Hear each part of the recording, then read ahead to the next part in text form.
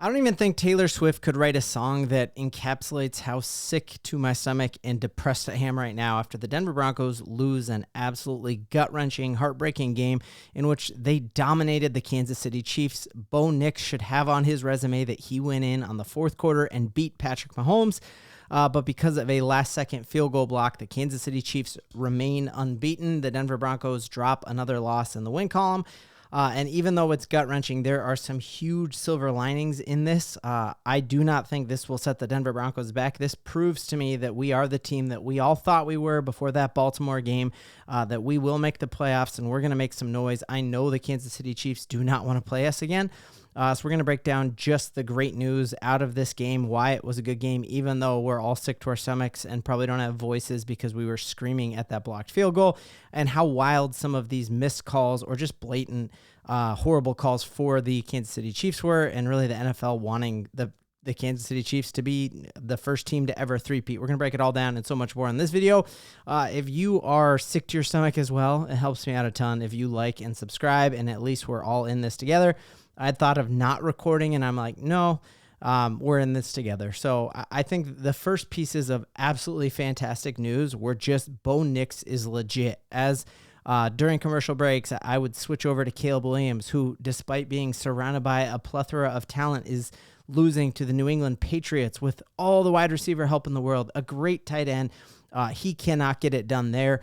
And we're just looking at Bo Nix without the receivers that Sean Payton wants him to have. Like, the dude is an absolute gamer. He was unfazed. He didn't look even a little bit nervous on that last drive. If you look at his first half stats, he outdueled Patrick Mahomes, and even the biased color commentators on the broadcast were saying that very fact. Like, pulled up both of their split screens where Bo Nix had a higher passing percentage, had more touchdowns, and all of that, and you heard him be like, one of them's a rookie and one of them's the MVP of the league. And despite not getting the calls, despite not having the receiving talent, Bo Nix balled out of control, and he is a big-time player, and he proved that he is a franchise quarterback.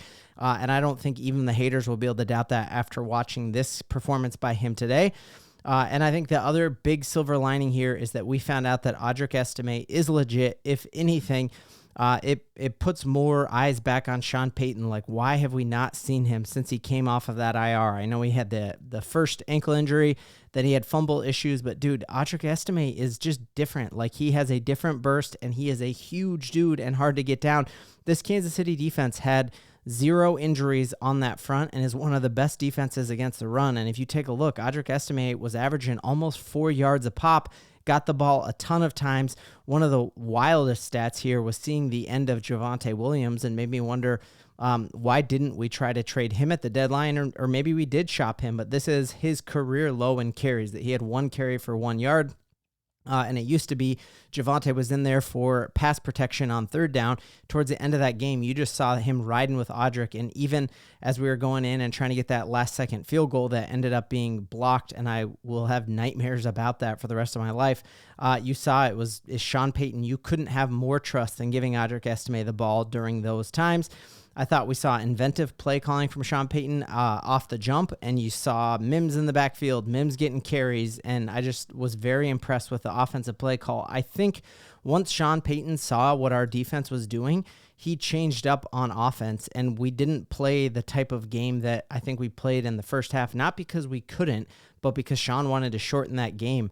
And I think with the number of times that the Kansas City Chiefs had to settle for field goals, Sean knew that this was going to come down to the last possession. And you saw when the Broncos needed to move it at the end, Bo Nix had just that incredible drive at the end of the game that got us into a chip shot field goal that was blocked. And so massive, massive props to this Denver Broncos offense, that while we only ended up scoring 14 points, this did not feel like a Russell Wilson 14-point game. This felt like we moved the ball when we needed to, and it just felt totally different. And if you look at the yardage that we put up, averaging, that we had Bo Nix 215 yards passing, and that running the ball, we had 78 yards as a team. Very, very impressed with this. This is going to be the toughest defense that we're going to face from here on out. So now we've got to collect ourselves, not let this define us, and we got the Falcons back at home. We had fantastic news across the rest of the NFL as both of the teams on our heels just got shellacked and ended up losing. And so Like I said, going into this game, I thought we were going to win. We should have won. But even with that, we still, if the season ended today, we are still in the playoffs. And I'm telling you, nobody wants to play against this Broncos defense, because this Broncos defense that let Patrick Mahomes in the end zone one time, we're going to take a look at that drive here in a second.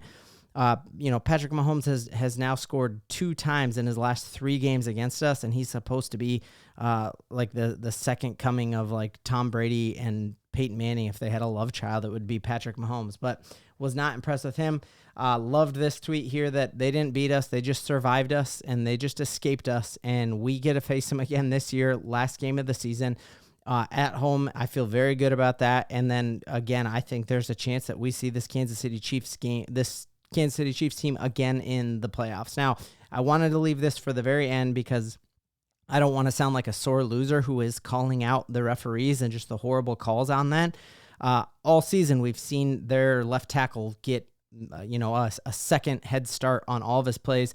We've seen the photoshopped AI things of referees wearing black and red instead of black and white. And like, we know that that's a fact. And today it just hit different to see some of these calls for them. I think one of the biggest ones, the only time Patrick Mahomes and this Chiefs team got into the end zone was after a time they should have been off the field. One of Nick Bonito's best plays, he was in the backfield all day long. And it was this play right here, which we'll just watch a little slowed down so that we can just, you can't see it. And everyone, Chiefs fan, non-Chiefs fan afterwards is like, what is that? Like, he was wrapped up before this happened. And so here was the illegal contact that they had called down the field on Brandon Jones right here. And this is a play that happens all the time. He touches with 2 hands when Mahomes has already been sacked for the loss. So that right there is set up their only scoring drive of the game. On that score that Kelsey had, the other tight end was shifting when they had that touchdown pass to Kelsey. And so that also should have been, he was in motion. You can't snap when that player was in motion. So that should have been called off. And then you're seeing on the very next play after that was called, you miss blatant face mask right here. And, just seeing Bo Nix thrown out of, after having 2 complete feet out of bounds, thrown into the Kansas City Chiefs bench right in front of this referee. Right before this game, this referee was on FaceTime with her family and Taylor Swift. It's just not even a conspiracy theory anymore. And I love that even though the deck was stacked against us, we went into Arrowhead, and if it wasn't I can't even remember the last time I saw a blocked field goal. That's what I was telling my son as that happened. Like, that's why I was so mad. Like, even with the refs against us, we should have beat the Kansas City Chiefs, and I think we will next time. Just looking here, I think it's one thing for me on my couch to be saying, oh, these refs are horrible. But anytime you see former dudes in the league come out and say it, so seeing TJ Ward from the famous no-fly zone being like, refs coming to save them again, he was on fire tweeting up a storm about, I can't believe that got called. Why no call here? Even on one of Mahomes' sack, you see John Franklin Meyer clearly held before he gets the sack, and nothing. There's a hot mic where Patrick Mahomes was picked up asking the referee to tell him when they were in the backfield. And he may have been joking, but like, that's just what this is. And then even just seeing another former dude in the league, Pat Surtain's dad, come out and just be like, these refs, shaking my head. And that was before, that wasn't in response to the DeAndre Hopkins tuffle on the sideline with Patrick, his son. That was one of these weird calls against Mahomes that he just always seems to get. But to me, the playoffs are still in sight. If the season ends today, we are in the playoffs. We take care of business and win our home games, and then we beat the Chargers or beat the Bengals on the road. Either of those things get us in and punch our ticket into the playoffs, and this defense is angry. This defense will hold this deep down and let it burn like a fire. You heard the commentators talk about the culture change they've seen here in Denver. We have not seen the end of this Denver Broncos team, and I hope you haven't jumped off the bandwagon yet, because we've got a ton to believe in. We're in this all together, Broncos country. Of course, I'd miss it.